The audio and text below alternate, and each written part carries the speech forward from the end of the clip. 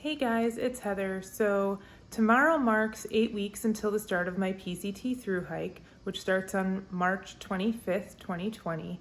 And I've had a lot of questions about my gear, so I figured I'd take this chance now that I have all my gear together to show everybody what I've got.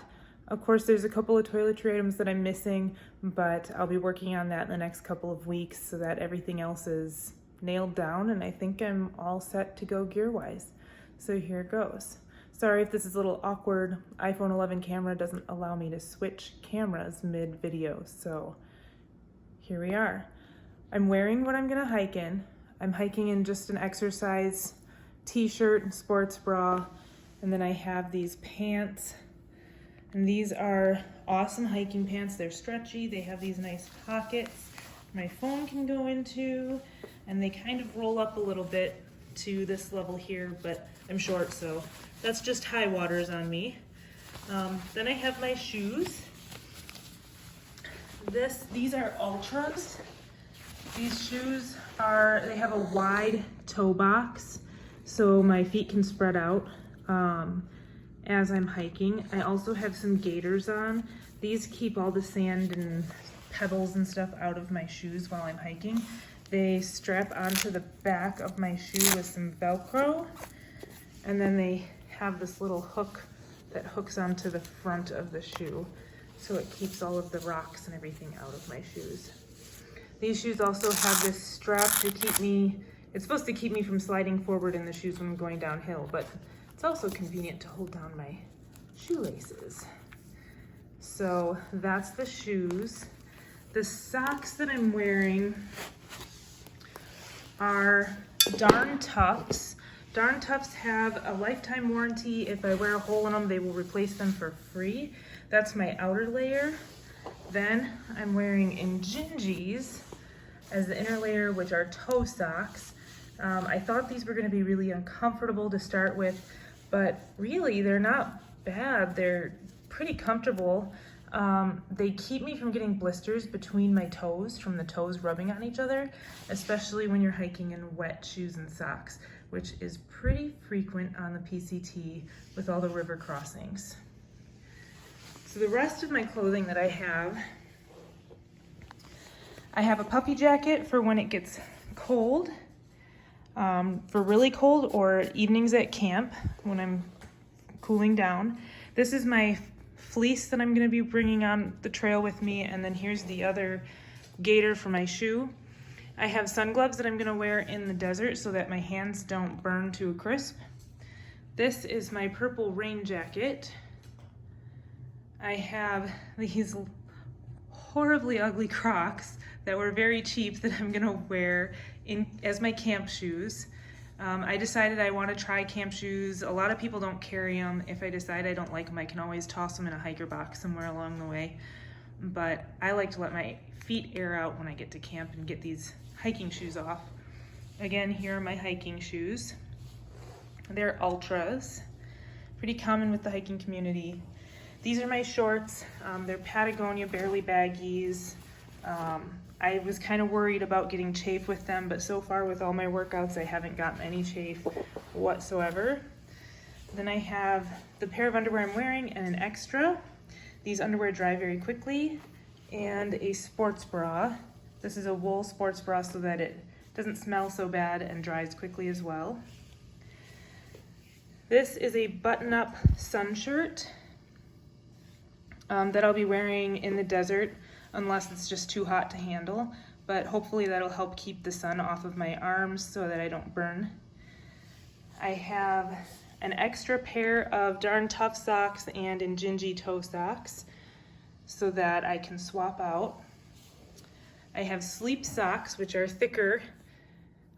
They can always be an extra pair of socks if I need them, but they're meant to stay clean and keep my feet nice and warm at night. And then I have a thermal long sleeve shirt and a thermal pair of pants to keep me warm while I sleep. Those I'll sleep in, and I'll hike in them on really, really cold mornings. For headwear, I've got a hat to keep the sun out of my face. I'm gonna be wearing my glasses because my eyes don't do well with contacts. It's really important to have a brim on my hat to keep the sun out, and it helps keep the rain off too. Then I have a buff This works as like a headband, a scarf. It'll cover my nose and mouth. It'll cover my ears. It'll cover my whole head if I want it to. It's really long. I can get it wet and use it if I need to cool down. So this is already folded in half, so it's twice as long as that. Then I have a smart wool hat to sleep in if it's really cold at night, and also just for cold weather. That's all the clothes I've got. Then what I'll have is my hiking poles. These, of course, are collapsed to be really short right now, but I'll be using my hiking poles. Here's my backpack with a little sneak appearance of Figaro. I have my tent right over here, all set up. It's a mostly freestanding tent. I, of course, don't have the spikes in, but it'll open up in the back more once the spikes are in. And then inside of the tent, I have my quilt. This is an Enlightened Equipment quilt. It folds out to a mostly square shape with the sewn-in toe box. It has clips where I can strap it together if I want it to go around me like a sleeping bag, or I can lay it out like a full quilt and it opens up completely. No zipper, because that makes it a bit lighter. And then it has straps that can go around my sleeping pad. Which brings me to my sleeping pad, which is deflated at the moment. I didn't air it up for the video, but my sleeping pad and my blow-up pillow. So that's my sleep system. I better zip this so the cat can't get back in.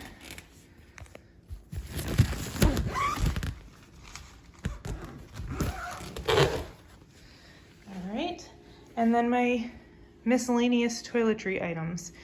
So in here I have my tent spikes right here, as well as the support in case I break one of my tent poles. I do plan on bringing my bags for the spikes and the poles just to keep things a little better organized. I have a bag here for miscellaneous items. I'm gonna have like my electrical cords in there. This is a dry bag, so if anything gets wet, it'll be fine. I have extra batteries for my headlamp, and then I have a power block that will charge all my electronics when I don't have access to a plug. Hand warmers, these are a lifesaver on cold nights.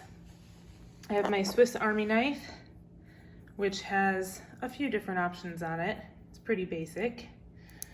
Then I have my InReach. This is a satellite system, so I'll be able to hit the SOS button if I need help for any reason. I'll be able to basic text messaging, all using the satellite. So when I don't have cell service, this will work for me. It is kind of limited in what it does in a sense of texting, so I'm not going to be using it to text very often. This is my headlamp. And then I have my food bag rolled up right here. I'll be using smart water bottles with the water filter, so I can just fill the water bottle from a stream and then just drink through the filter. These are micro spikes. The micro spikes are for when I get to the higher elevations where there's snow. So these go on the bottom of my shoes and provide extra traction.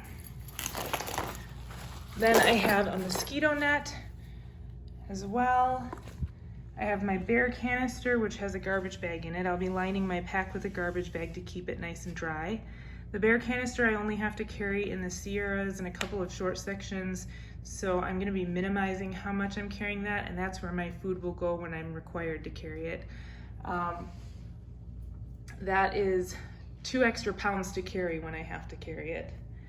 Then I have a massage ball for sore muscles, a bandana, which has multiple different uses, but I use it mostly with my cook kit. I have KT tape. I'll probably be using actually Leuco tape on the trail, but it's for extra support in my joints, as well as blister prevention and treatment. My poop shovel, so I can dig a cat hole to poop in. Yes, you poop in a hole in the ground and then cover it up. You do not cover up your toilet paper in there, you have to pack that out. So I have wet wipes that are dehydrated. I just add a little bit of water and I'll be able to use those as a wipe. I have bug cream, hand sanitizer. This is my emergency kit with some, you know, ibuprofen, Aleve, Benadryl, that kind of stuff in it. Some antibiotic ointment, Band-Aids, alcohol swabs, a toothbrush. I don't have a little toothpaste yet, but I'll get one of those. I also need to get a brush. I have floss, a little bit of lotion. This is for hair care, to keep me from getting too oily. I don't know if I'm gonna stick with that, but that's what I'm gonna start with. An extra pair of glasses in a hard case. And then I have my cook pot in its little ditty sack. And inside my cook pot is a lighter, waterproof matches, and my stove. And the stove is pretty cool. It opens up and attaches onto a fuel canister, which I don't have in my setup right now because I can't fly with it, so I'll have to buy one when I get to California. But the tines fold out here so that you can put the pot on it to boil water, and then I will be boiling water and mixing it in with dehydrated food to rehydrate and eat it. And that's all my gear. So a quick pan of everything, all the little miscellaneous things, all my clothing except for what I'm wearing, my pack, and my sleeping bag and tent, which the cat still managed to get inside of. And that's everything I've got. So I hope you enjoyed this video. I hope it kind of sets some people's concerns to rest and gives you an idea of what all I'm carrying with me. My pack is about 14 pounds without stuff that's that I'm gonna use up. So without food, without water, without the baby wipes, and the toiletry items. Otherwise, everything else here pretty much fits into that 14 pounds because none of the weight of all of this other stuff changes. So I hope that was helpful, and I hope everyone has a great night. Thank you.